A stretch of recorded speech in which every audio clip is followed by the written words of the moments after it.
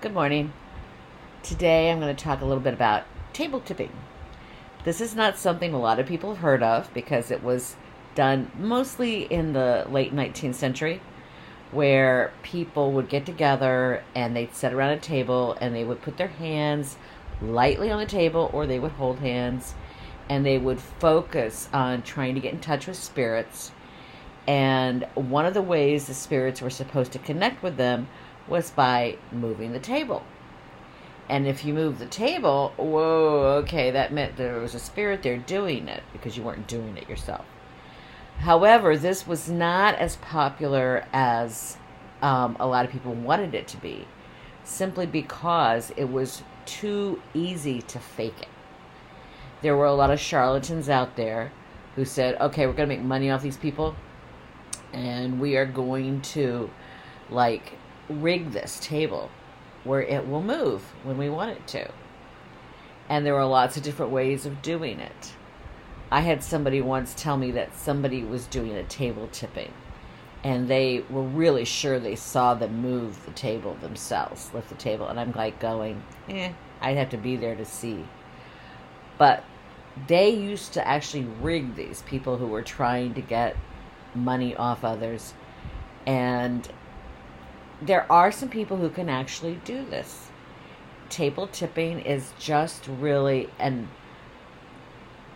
a physical manifestation of energy being active and moving, kinetic energy.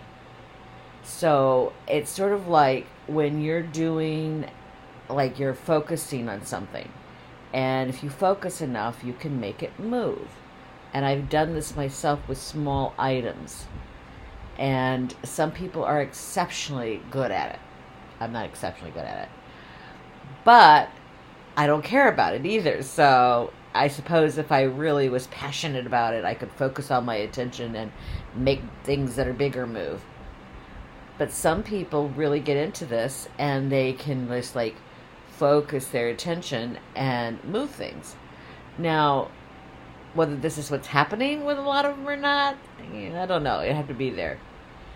But the true believers believe that the spirits will come in and move the table, even if it's just a little bit, just a little tiny bit or a lot.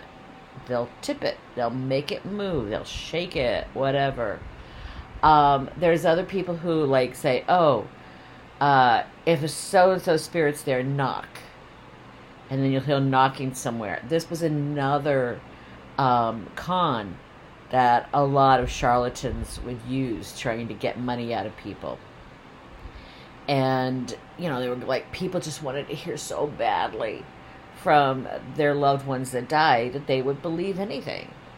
So this is another thing that it's if people propose that they're doing this and that there's something's knocking, if they're really good mediums, they don't need to hear a knock. They're just going to be able to tell you what so-and-so said. So, really, it's kind of a fun parlor game in a way, but it does lend itself to charlatanry, where people are going to try and con you out of things. So, if you go in there with a sense of, okay, I'm going to have some fun with this and see what happens, that's one thing. But check. Make sure there's no wires, no anything there. Do it yourself. Get a little card table, sit there with a group of friends, see if you can make it move by the power of your mind. Don't even worry about, if you're going to have a spirit come in or not. Just see if you can do that just for fun. And some people may be able to do it. If you really believe you can do it, you might be able to. But again, like I said, this is something that's kind of gone out of practice.